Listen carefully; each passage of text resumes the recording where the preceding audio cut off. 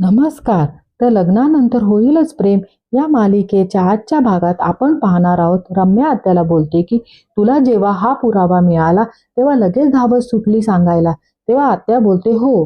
तेव्हा रम्या बोलते की पण तू हा विचार केलास का, जेव्हा मामीला हे सगळं कळेल तेव्हा ती लगेच मामाला सांगेल. मग मामा मामी दोघे मिळून काव्य आणि पार्थ बरोबर चर्चा केली असती आणि त्यांचं ब्रेन वॉश केलं असतं, पण डिवोर्स होऊ देणार नाहीत. तेव्हा आत्या डोक्याला हात लावून अगं बाई रम्या, खरंच माझ्या लक्षात आलं नाही ग. मी म्हणजे हा विचारच केला नाही. पण मला एक कळत नाहीये, एवढा मोठा बॉम्ब आपल्या हातात लागलाय पण तो फोडायचा नाही. तेव्हा रम्या बोलते फोडायचा. आत्या बोलते की कधी. तेव्हा रम्या बोलते फोडायचा, पण वेळ आल्यावर फोडायचा आहे. आणि रम्या हसते. तेव्हा आत्या बोलते कसा फोडणार आहे बॉम्ब. तेव्हा रम्या विचार करून सांगते की काव्याशी जवळीक साधून. आत्या बोलते म्हणजे. तेव्हा रम्या बोलते की म्हणजे हे सगळं मामीला कळलं असतं तर मामी काव्याशी बोलली असती. पण आता मी काव्याशी बोले, मी तिला कन्व्हिन्स करे कसं तिला या लग्नात काही सुख मिळणार नाही आहे. तिचा पाठ बदल मन इतकं बदलेल की तिने दिवस दिलाच पाहिजे. तेव्हा आत्या बोलते खरं आहे. पण पार्थने का बरं दिला असेल डिवोर्स. नाही म्हणजे द्यायलाच पाहिजे, पण नेमकं असं काय घडले की डिवोर्स पर्यंत वेळ आली. तेव्हा रम्या बोलते तुझा प्रश्न बरोबर आहे, पण आपल्याला काव्या पारचा डिवोर्स झाल्याशी मतलब आहे.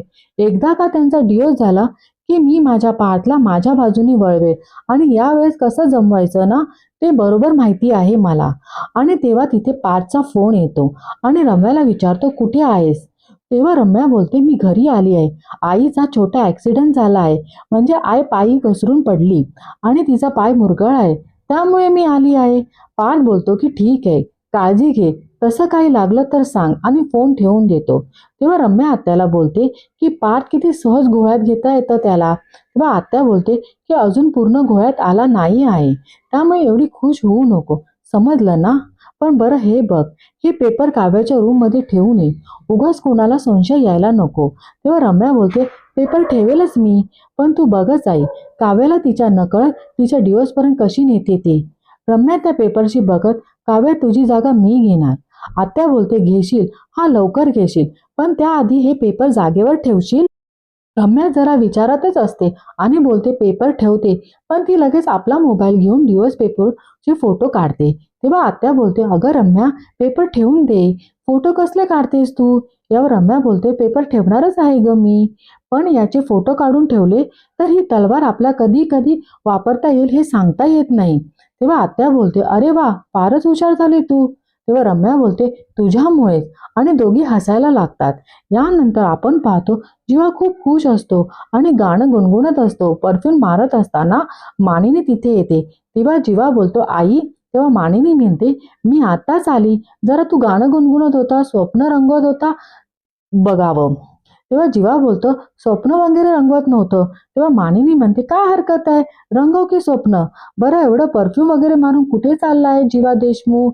यावर जीवा बोलतो नंदिनीला बाहेर जेवायला घेऊन चाललोय. तेव्हा मानिनी म्हणते अरे वा. ह्यावर जीवा म्हणतो ऍक्च्युली ती मला जेवायला बाहेर घेऊन चालली आहे. मानिनी म्हणते तरी सुद्धा अरे वा. आणि दोघे हसतात. तेव्हा मानिनी म्हणते प्रगती म्हणायची. तेव्हा जीवा तसं काय नाही आहे. मानिनी म्हणते छान छान, मस्त मस्त प्लॅन आहे तुझा आणि काहीच हरकत नाही आहे. प्रत्येक वेळेला काय नवऱ्याने बायकोला फिरायला घेऊन जायला पाहिजे असं काही नाही आहे. कधीतरी बायकोने म्हणावं की नवऱ्याला चल, आज मी घेऊन जाते तुम्हाला डिनरला.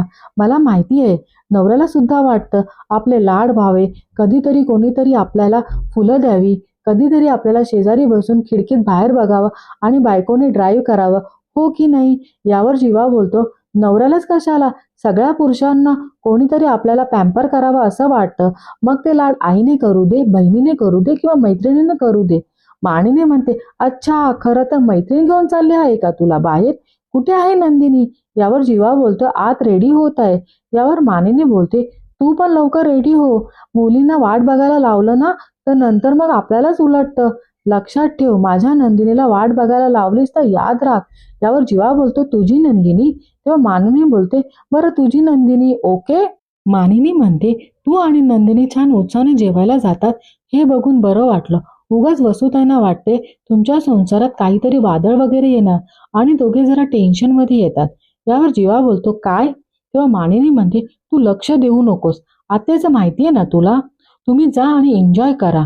आणि मानिनी तिथून निघून जाते. जीवाला मागचे काही क्षण आठवतात आणि तो गालातल्या गालात खुश होतो. जीवा आरशात बघत असताना नंदिनी तिथे येते. नंदिनी जवळ जाऊन तिला बघत बसतो. यानंतर आपण पाहतो की काव्या रेडी होत असताना पार्थ तिला पाहतच असतो. यानंतर दुसरीकडे आपण पाहतो नंदिनी बोलते की निघूया. तेव्हा इशारामध्येच 1 मिनिट आणि नंदिनीचं घड्याळ घेतो आणि स्वतःचा हात पुढे करतो. तेव्हा नंदिनी त्याच्या हातात हात देते व तो घड्याळ घालतो आणि नंदिनी त्याला बघतच असते आणि नंदिनीला मागचे क्षण आठवतात आणि दोघे तिथून निघून जात असताना नंदिनीचा पाय घसरतो. तेव्हा जीवा तिला पकडतो आणि इथेही पार्थ आणि काव्य निघतात. यानंतर आपण पाहतो की डायनिंग टेबलमध्ये विक्रम आणि मानिनी बसलेले असताना मानिनीला फोन येतो. तेव्हा ती विक्रमला सांगते की साठे गुरुजी. तेव्हा विक्रम बोलतो स्पीकरवर ठेव. तेव्हा गुरुजी बोलतात की मानिनी जमेल तितक्या मंडळीला घरी थांबायला सांग. ती पूजा करायची म्हणाली होतीस ना तू. मानिनी म्हणते सत्यनारायणची. गुरुजी म्हणतात हो, तिचा मुहूर्त उद्याच आहे. तेव्हा मानिनी गोंधळून उद्या. तेव्हा ती गुरुजींना म्हणते गुरुजी असं काय झालंय, काळजीचं कारण आहे का. तेव्हा गुरुजी बोलतात आहे सुद्धा आणि नाही सुद्धा. तेव्हा विक्रम आणि मानिनी जरा टेन्शनमध्ये येतात व गुरुजी बोलतात हे बघ, बोलत बसायला वेळ नाही. मी तुला पूजेच्या साहित्याची यादी पाठवतो. सगळी तयारी करून ठेव. एखादी वस्तू नाही मिळाली तर मला कळ, मी येताना घेऊन येईल. पण ही पूजा उद्या संपन्न झालीच पाहिजे. तेव्हा मानिनी म्हणते बरं. तेव्हा विक्रम म्हणतो लगेच बरं काय म्हणतेस, मुलांना विचारतो आणि सांगतो म्हणून सांग ना. तेव्हा मानिनी म्हणते गुरुजी हे म्हणतात जरा मुलांना विचारू का, म्हणजे त्यांची काही कामं असतील, मीटिंग वगैरे महत्वाच्या असतील. तर गुरुजी म्हणतात की उगाच आग्रह धरत नाही. मानिनी जी काय महत्वाची कामं असतील म्हणजे सया, मीटिंग, कोर्ट कचेरी ती उद्या दुपारनंतर करायला सांग. ही पूजा अत्यंत महत्वाची आहे. भेटू उद्या सकाळी आणि फोन ठेवतात. आणि विक्रम आणि मानिनी टेन्शनमध्ये येतात आणि मानिनी म्हणते गुरुजीने इतका आग्रह का धरला असेल. मानिनीला जरा काळजीच वाटते. यानंतर आपण पाहतो जीवा आणि नंदिनी रेस्टॉरंटमध्ये येतात आणि जीवा म्हणतो की छान झाला ना डिनर. हो, पण कॅन्डल लाईटचं डिनर मी ॲक्सेप्ट नव्हतं केलं. तेव्हा नंदिनी बोलते कधी कधी आपल्या अपेक्षित नसतं तेच आपल्या बाबतीत घडतं नाही का. तेव्हा जीवा तिला बघतच बसतो. यानंतर दुसरीकडे काव्या खुश होऊन बोलते आज छानच गंमत झाली आहे. नाही म्हणजे एका बाजूला तुम्ही माझ्या हाताची साबुदाणी खिचडी खाल्ली नाही, पण दुसऱ्या बाजूला मला लॉंग ड्राईव्हवर घेऊन आला आणि इतकं छान जागी डिनरला घेऊन आला, थँक्यू. तेव्हा पार्थ एक स्माईल देतो. काव्या बोलते खरंच तुमचा राग गेला हे पाहून खूप छान वाटते. आणि हा इतक्या अँग्री लुक सूट करत नाही तुम्हाला देशमुख. आणि हो, व्हाईट सॉस पास्त्यासाठी स्पेशल थँक्यू. यावर पार्थ बोलतो आवडलं ना तुम्हाला. तेव्हा काव्या बोलते हो तर आवडलं ना, पण आज खूप दिवसांनी तुम्हाला हसताना बघते ते मला जास्त आवडलं. आणि पार्थ तिच्याकडे बघून मान हलवतो.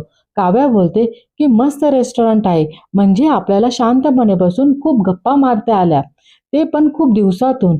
अरे आपण बराच वेळ झाला घरातून बाहेर निघालोय, उशीर तर नाही झाला आपल्याला. तेव्हा पार्थ बोलतो खरं तर उशीर झालाय सगळ्याला.